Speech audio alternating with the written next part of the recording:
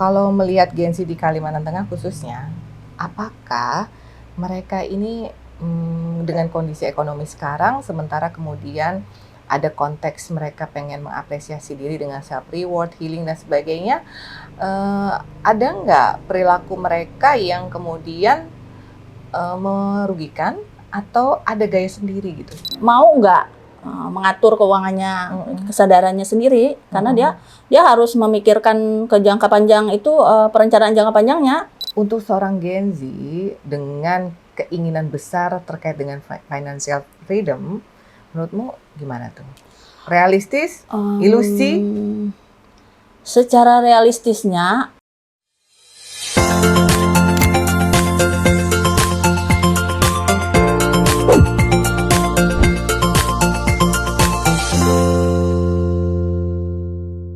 Halo, ketemu lagi Tiara Mania MC Psikolog. Biasanya kita tuh ngobrolin tentang psikologi kan, kesehatan juga, seputar Gen Z juga. Kali ini kita juga akan tetap ngobrolin seputar kesehatan, tapi konteksnya konteks keuangan. Gen Z, kalian tuh kalau dalam ranah ilmiah dan penelitian, kerap kali curiosity tinggi tuh terkait dengan keuangan, finansial. Kemudian juga Gen Z sangat care ya, karena keinginan untuk work-life balance, keseimbangan hidup antara kerja dan kondisi finansial tinggi juga gitu. Hari ini TRB Foundation kerjasama dengan Ikatan Cendekiawan Dayak Nasional dari DKI Jakarta. Nah, jalan-jalanlah kita ke Kalimantan, khususnya di Kalimantan Tengah. Di kesempatan hari ini ketemu nih sama satu perempuan Dayak, namanya adalah Emilia Santi. Tuh, nah, senyumnya manis, hey San. Saya manggil dia Santi. Saya manggil dia Santi.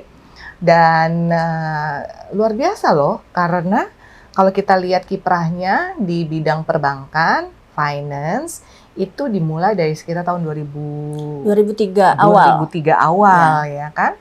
Dan posisi sekarang bukan main-main, karena di salah satu bank daerah di Kalimantan Tengah, Santi juga adalah pemimpin Departemen Pengembangan Bisnis dan Layanan Digital, ya kan? Deket banget tuh sama Gen Z, digitalisasi, ya kan? Tapi kayak gimana, lebih dalam lagi, seperti apa bentuknya, itu harus kita gali lagi. Tapi yang pasti adalah Santi itu perempuan, gitu. Menjadi seorang pemimpin perempuan di sektor perbankan, banyak mungkin, ada sih gitu. Tapi ada tantangannya juga nggak sih, gitu kan.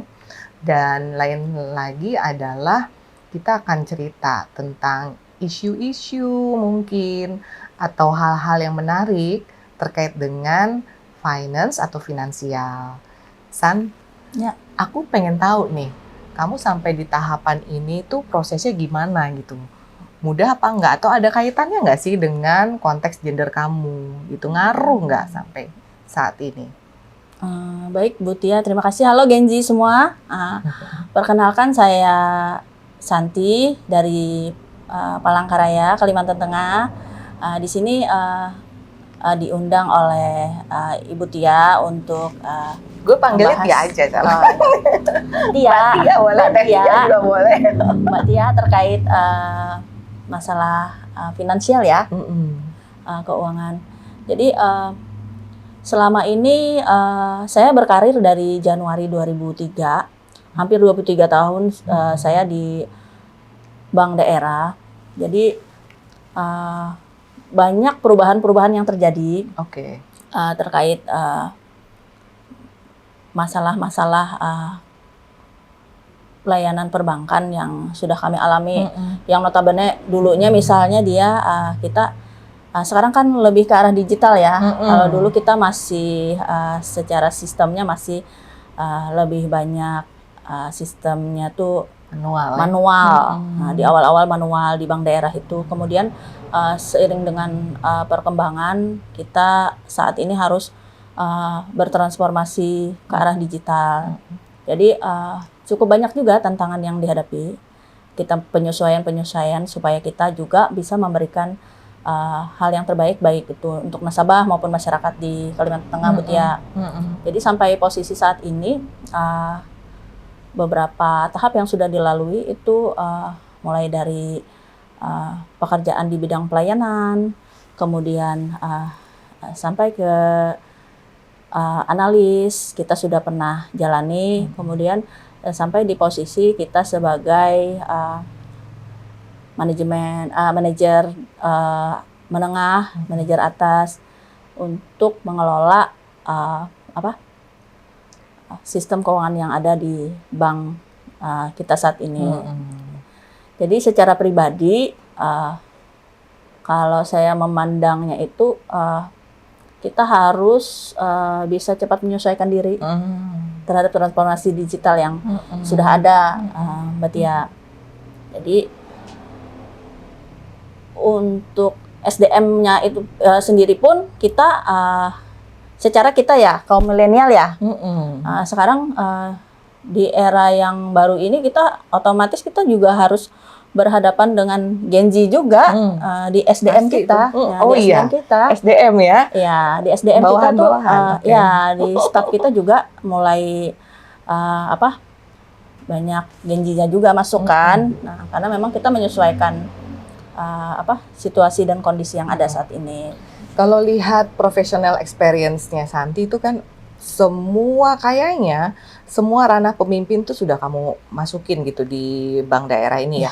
Mulai dari pemimpin kantor Kasamsat, kemudian pemimpin cabang pembantu, pemimpin bagian pendidikan, pelatihan pembinaan pegawai, bahkan aku lihat juga di sini pemimpin Bank Kalteng mulai dari cabang di kabupaten bahkan di cabang utama. PJS bahkan pejabat sementara pemimpin Bank Kalteng cabang utama, ya kan? Dan sampai sekarang kemudian menjadi pemimpin departemen. Bahkan dua departemen sempat kamu pimpin ya? Komunikasi CSR, pengembangan bisnis dan layanan digital. Nah, itu di bawahnya kan banyak Gen Z itu sebenarnya. Ada gap, shock generation gap nggak tuh ketika mengarahin mereka? Untuk gap yang terjadi ya, mungkin karena pola kerja aja ya, pola kerja. Kalau kita generasi milenial itu biasanya kita lebih mau yang laporannya jelas, kemudian cara kerjanya terstruktur, jam kerjanya juga kita tuh harus jelas juga. Tuh, dengerin tuh. Senyum-senyum yang di belakang kamera. Kemudian kita kalau yang kita sebagai milenial, kita mau laporannya itu laporannya lengkap, kemudian cepat. Nah kalau Gen Z ini kan pelakuannya berbeda ya. Mereka itu lebih fleksibel. Fleksibel itu dalam hal tugas dan tanggung jawabnya tetap diselesaikan, akan tetapi mereka lebih ke untuk menyelesaikan problem solvingnya mereka ada punya cara tersendiri lah, walaupun di perbankan ini harus sesuai dengan SOP dong. SOP juga. Nah, jadi cara kita memperlakukan kan? Karena kita punya tanggung jawab mengelola dana masyarakat kan. Jadi kalau Gen Z ini relatif mereka itu lebih ingin bekerja yang fleksibel, kemudian untuk arahannya itu juga kita harus secara friendly juga ke mereka. Kita menganggap mereka sebagai teman lah untuk jadikan satu tim. Jadi nggak bisa lagi kita yang otoriter atau kita yang posisikan di atas gitu kan. Ya, kita sebagai kita harus memposisikan kita sebagai leader, tapi kita kepada Gen Z ini kita mengajak mereka sebagai satu tim, sebagai teman lah, seperti itu. Saya rasa kamu nggak ada masalah, karena dulu waktu kamu SMA kan kamu pinru tuh, pemimpin regu di Palang Merah, remaja, pramuka juga nggak masalah itu kayaknya ya kan? Syukurnya ya. Jadi organisasi itu penting juga di saat saya mau ngomong. Organisasi penting loh. Nah, saat kita menjalani karir dan pekerjaan, histori kita dalam berorganisasi itu memang berpengaruh ya. Berpengaruh juga. Cara kerjanya kemudian juga mempengaruhi. Tapi ngomongin Gen Z ya, San, di daerah Kalimantan, khususnya Kalimantan Tengah, kita tahu kalau di nasional tuh kita dengerin tentang self reward lah, healing gitu. Bagaimana mereka mengapresiasi diri dengan konteks seperti itu, sampai kemudian tapi kondisi ekonomi kan nggak baik-baik aja nih, bener kan? Nah, kalau melihat Gen Z di Kalimantan Tengah khususnya, apakah mereka ini dengan kondisi ekonomi sekarang, sementara kemudian ada konteks mereka pengen mengapresiasi diri dengan self reward, healing dan sebagainya, ada nggak perilaku mereka yang kemudian merugikan atau ada gaya sendiri gitu? Kalau dari pandangan kamu dari aspek kalau untuk healing ya, healing dan apa tadi?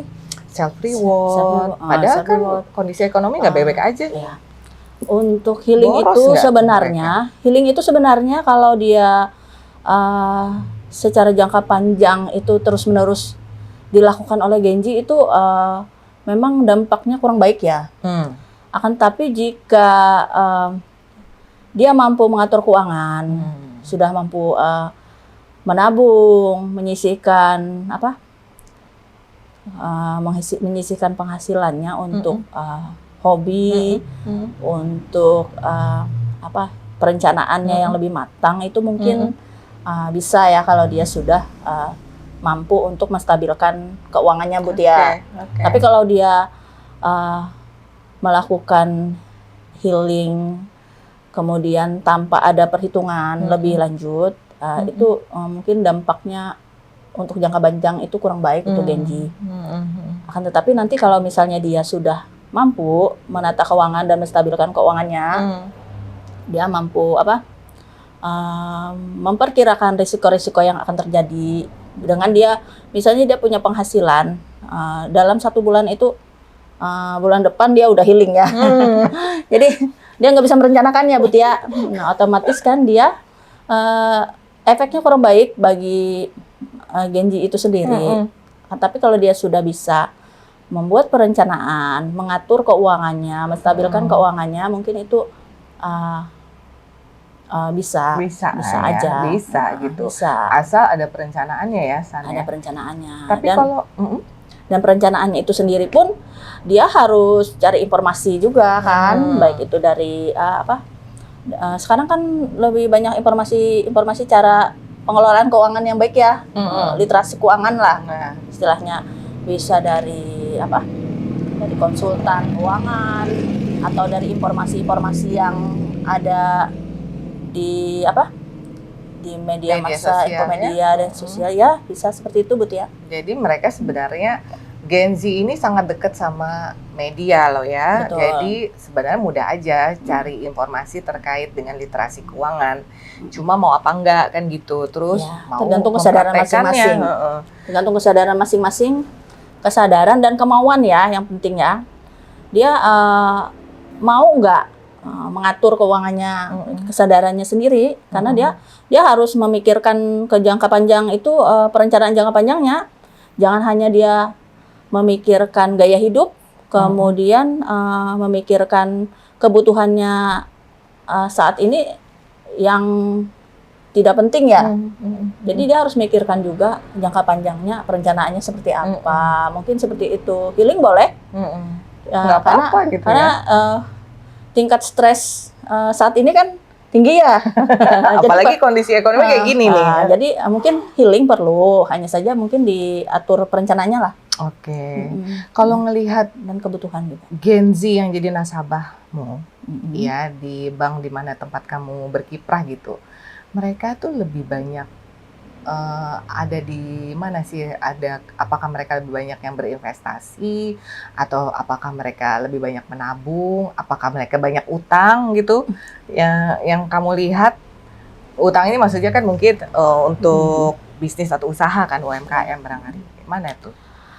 Kalau di bank daerah sendiri, untuk syarat pemberian kredit itu kan dia kita patokannya usaha ya Bu Tia. Jadi nggak memandang dia itu Gen Z atau dia sudah gen milenial ataupun baby boomers. Kalau memang dia usahanya memenuhi persyaratan, kita beri sesuai persyaratannya.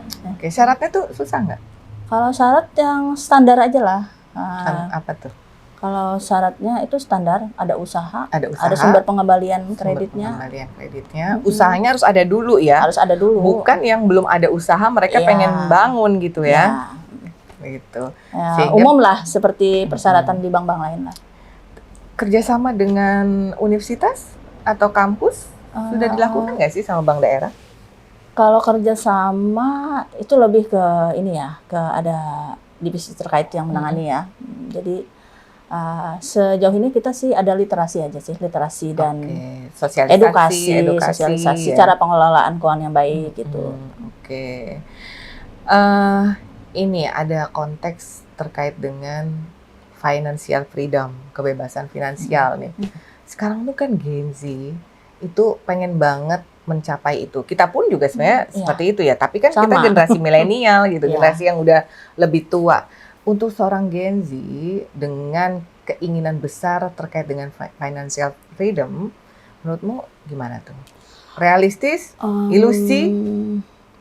Secara realistisnya, kalau Gen Z itu yang untuk financial freedom ya, karena mereka itu kebanyakan itu ingin mendapatkan ekspektasi keuntungan yang lebih besar ya. Jadi saran aja sih, sebelum berinvestasi itu harus dipelajari dulu, dikuasai dulu investasi yang mau dijalani. Jadi investasinya itu harus dipahami dulu risiko-risiko yang ada, gitu ya. Jadi Mbak Tia, jadi jangan hanya berekspektasi mendapatkan keuntungan yang besar di satu investasi ya.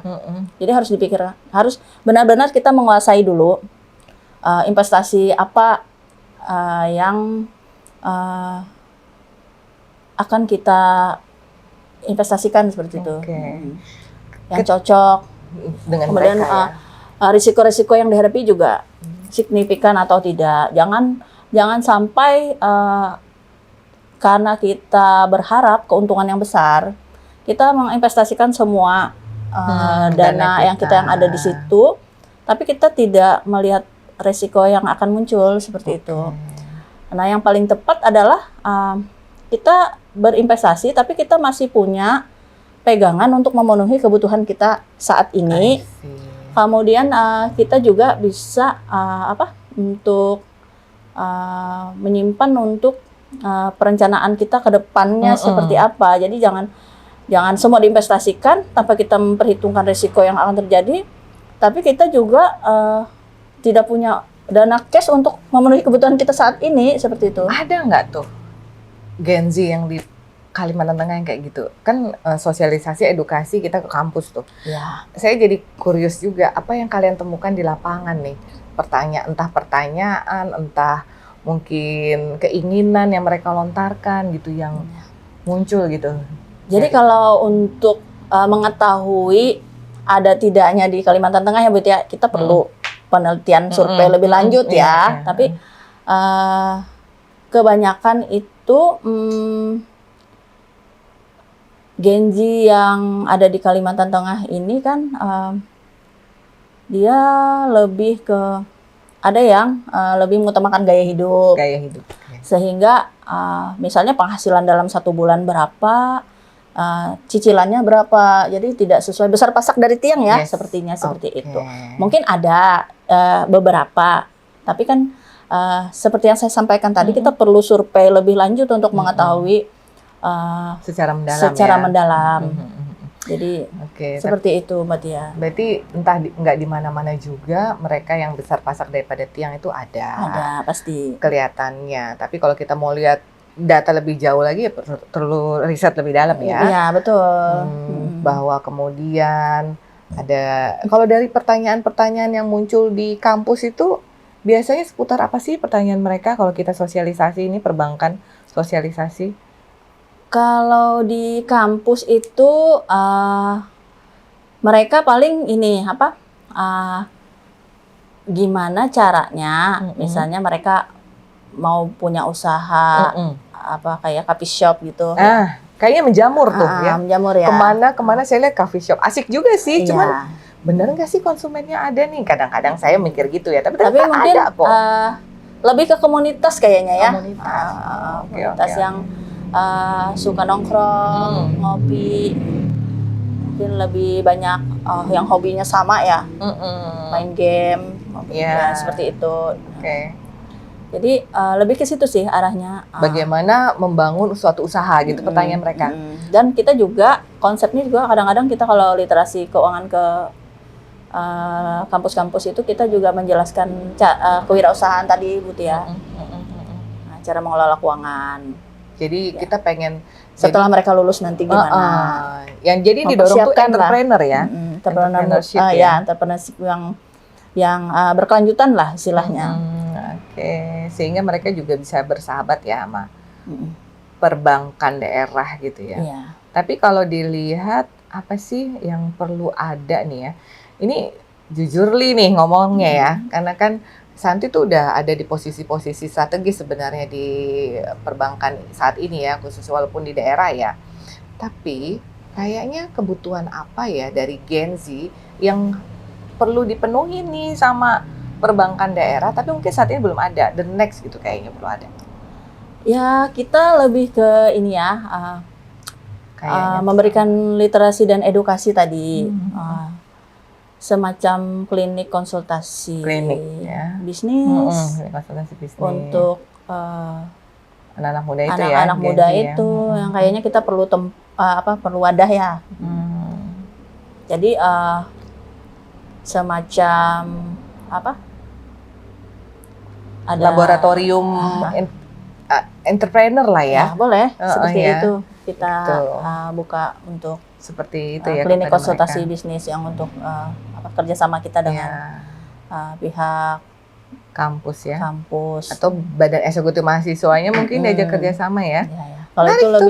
Kalau itu lebih ke ini sih, ke antar organisasi. Ya, divisi terkait yang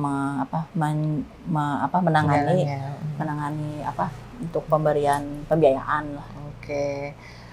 Jadi teman-teman Gen Z sebenarnya ada hal yang terpikirkan nih oleh perbankan daerah bahwa satu, klinik entrepreneur itu ya, klinik entrepreneur which is itu bisa membantu dan mensupport teman-teman Gen Z yang sebenarnya punya semangat entrepreneur gitu ya. Tapi mereka mungkin perlu dibimbing nih gimana cara ngatur keuangan, gimana netapin harga suatu barang, gimana jasa dan layanan mereka itu bisa dinilai dengan uang sehingga kemudian mereka bisa menempatkan biaya yang balance, ada pemasukan lagi, berkembang dan sebagainya.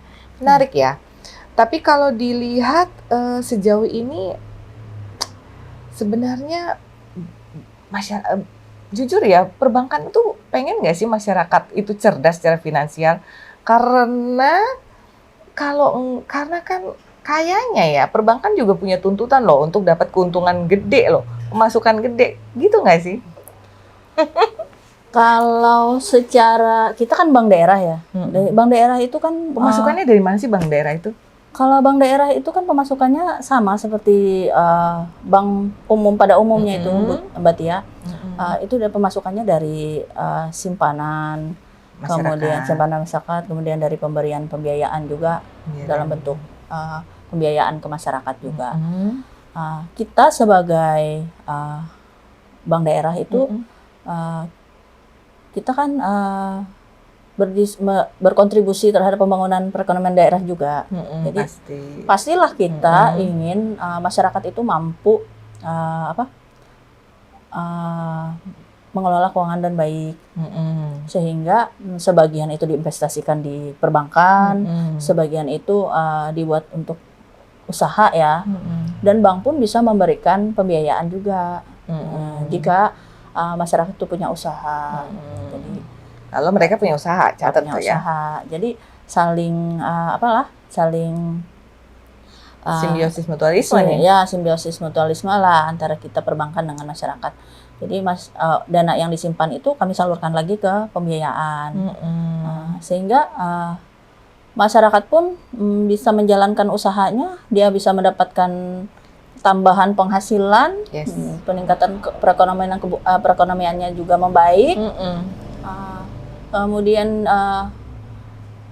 untuk kebutuhannya dan lain-lain, sebagian bisa disisihkannya kembali ke bank lagi juga kan, untuk atau diinvestasikan lagi ke usaha yang lain lagi. Kita selalu support gitu. Iya. Jadi sebenarnya ada tuh tujuan untuk mendukung, pasti ada untuk mendukung perkembangan ekonomi daerah dengan memberdayakan masyarakatnya ya. Betul. Supaya mereka pun juga kemudian bisa kontribusi terhadap perbankan daerahnya juga kan betul. gitu. Nah, masalahnya nih sekarang masyarakat ini kan lagi marak nih pinjol, pay later gitu tuh terasa dimudahkan loh San. Ya. Cukup dengan kasih kartu KTP, kasih nomor telepon, udah dapat pinjaman San. Ya. Padahal honestly resikonya kan tinggi gitu. Betul. Ini nggak diedukasi apa gimana sih San? Kita sudah mengedukasi ya, terutama untuk sumber daya manusia kita sendiri. Ketika kita melakukan pinjaman online, yang notabene pinjaman itu diberikan dengan syarat yang mudah ya, Mbak Tia. Yeah. Tapi kan itu tidak memperhitungkan sumber pengembalian dan debiturnya sendiri pun meminjam dia kadang ada yang tidak memperkirakan juga dia sumber pengembaliannya dari mana ya, sehingga akhirnya macet. Atau dikejar-kejar pinjol, sampai reputasinya sendiri pun rusak karena nomor kontak yang ada di yang ada di handphone itu tersebar tuh semua. Disebarkan. Jadi mungkin lebih ke edukasi ke peminjam online itu, lebih ke edukasi terutama yang ada kaitannya dengan generasi muda yang ada di Kalimantan ya. Kalau melakukan pinjaman online tuh harus juga memikirkan resiko-resiko yang terjadi. Resiko reputasi di keluarga, resiko reputasi di pekerjaan. Kemudian banyak hal lagi yang harus dipikirkan. Apabila sumber pengembaliannya yang dari awal misalnya tidak diperhitungkan dengan baik, itu pada saat melakukan pinjol itu kita menggunakan dananya tapi kita tidak ada sumber pengembaliannya, dan itu pun habis untuk hanya untuk misalnya gaya hidup, perilaku konsumtif dan lain-lain, tapi juga tidak digunakan untuk usaha kan. Jadi mungkin lebih ke ini ya, harus memperhitungkan lagi sumber pengembaliannya dari mana. Tapi memang di perbankan tidak ada secara khusus edukasi terkait dengan pinjol itu. Kalau untuk di perbankan sendiri mungkin di setiap bank ada ya untuk aturan dan kebijakan kebijakan dari SOP ada gitu bahwa untuk pegawai itu dilarang melakukan pinjaman online. Seperti itu. Oke, berarti masih dalam ranah internal. Ya, perbankan untuk tidak melakukan itu, tidak meminjam. Tapi kemudian juga kalau ada nasabah yang pengen pinjam, mereka akan terdeteksi dengan mudah ya. Sehingga itu juga jadi pertimbangan untuk pengambilan keputusan mereka dikasih pinjaman perbankan secara manual atau enggak gitu. Ya, sejauh ini kalau untuk pembiayaan kan itu sudah tercatat di lembaga regulator sendiri ya, tersendiri ya. Jadi itu juga jadi pertimbangan juga untuk kita memberikan kredit apabila si nasabah ini sudah ada pinjaman yang bermasalah di tempat lain gitu ya. Oke. Berarti record bahwa dia melakukan pinjaman online, dan apabila dia bermasalah itu kemudian tercatat sehingga akan menjadi pertimbangan perbankan untuk memberikan pembiayaan pada nasabah tersebut ya. Tapi kalau bicara edukasi, sosialisasi, kewajiban untuk nggak boleh pinjaman online itu hanya pada internal perbankan. Sejauh ini? Sejauh ini sih untuk pinjaman online itu lebih ke internal perbankan kita ya. Tapi kalau misalnya dampak-dampak yang sudah terjadi karena pinjaman online itu kan banyak ya. Banyak benar. Kalau kita lihat kalau kita lihat kasusnya saat ini kan di media sosial juga banyak ya, efek-efeknya kriminalisasi, kemudian fraud dan lain sebagainya itu berawal dari pinjaman online karena dia nggak sanggup memenuhi pembayaran kewajibannya itu, lalu dia melakukan hal-hal yang tidak diinginkan. Prihatin banget karena bisa mempengaruhi masalah kesehatan mental juga. Santi, harus jujur deh, ada nggak sih praktek perbankan yang di industri keuangan ya, yang menurut kamu tuh ini masih problematik nih, masih abu-abu gitu, sehingga kayaknya kedepannya perlu kita pikirkan lagi untuk ada eksis atau kita lakukan perbaikan? Sejauh ini sih, karena memang produk kita itu sudah memang produk yang sudah terdaftar ya, memang sudah mendapatkan izin dari regulator. Jadi memang sampai sejauh ini sih belum ada sih gitu ya. Jadi memang apa yang sudah dilakukan di industri perbankan itu memang ya sudah memang produk-produk yang mendapatkan izin dan memang sudah diuji kelayakannya untuk diimplementasikan, ditawarkan ke nasabah seperti itu. Oke, good. Ini bikin penasaran juga terakhir ya, karena kamu perempuan dan kebetulan ada di posisi sebagai seorang pemimpin di dunia perbankan. Sementara kamu juga ibu gitu kan, punya suami juga tentu ya, alhamdulillah. Apa yang paling menunjang sehingga karir kamu tuh terus bisa tokcer gitu, San? Perempuan itu kan banyak loh problemnya ketika berkarir dan juga bekerja begitu. Karir, bekerja, keluarga juga gitu. Apa tuh? Yang pertama, rahasianya. Kalau rahasia, umumnya kita memang karena motivasi awal kita kan memang karena ingin memenuhi kebutuhan hidup ya, untuk membiayai kebutuhan hidup. Pastinya ya. Kemudian untuk membiayai pendidikan anak, menambah penghasilan keluarga. Nah, jadi sejauh ini karena memang dalam melaksanakan tugas dan pekerjaan ini kita menganggapnya sebagai bentuk tanggung jawab juga, dan kita enjoy aja menjalaninya. Selama itu kita tidak menyalahi aturan-aturan yang sudah ditetapkan lembaga, jadi kita nothing tulus saja, berjalan seperti adanya. Jadi selama kita bekerja dengan baik, tidak ada masalah, tidak pernah meninggalkan masalah di jabatan kita sebelumnya, kita tidak melakukan hal-hal yang melanggar aturan di tempat kita bekerja, di perbankan tempat kita bekerja, itu insya Allah kita bisa menjalani tugas, baik itu saya sebagai ibu rumah tangga, sebagai istri, kemudian sebagai orang tua bagi anak-anak saya juga. Jadi itu aja sih Bu Tia. Kalau misalnya yang lain-lain, yang namanya tekanan pekerjaan itu pasti ada ya, tantangan pekerjaan juga pasti ada. Tapi kita selalu mencari problem solvingnya yang sesuai dengan arah pemecahan masalahnya. Kalau misalnya ada masalah, tapi alhamdulillah sejauh ini lancar ya. Lancar sehingga sejauh ini sampai saat ini bisa bertahan di pekerjaan yang sekarang itu sudah cukup, alhamdulillah sih. Aku tahu kamu juga olahraga ya kan, terus arisan gitu. Jadi teman-teman, salah satu hal yang bisa bikin kita secara karir itu asik gitu ya, meningkat, adalah tetap menikmati hidup, enjoy tadi katanya Santi. Ya. Kemudian olahraga ternyata perlu juga ada, sehingga kita tetap bisa berinteraksi dengan teman-teman sehobi sih, dan tentu keluarga juga support ya. Suami support banget ya. Suami sejauh ini support karena memang menjalani di bidangnya sama ya. Dia di perbankan juga, saya di perbankan juga. Walaupun Anda nanti punya suami nggak sama bidangnya, tapi kalau komunikasinya nyambung, saat ini kan komunikasi kan lebih mudah, tidak seperti dulu ya. LDR juga nggak masalah ya. Itu topik yang lain lagi. Tapi terima kasih loh Santi udah sharing. Makasih juga sudah diundang. Yes.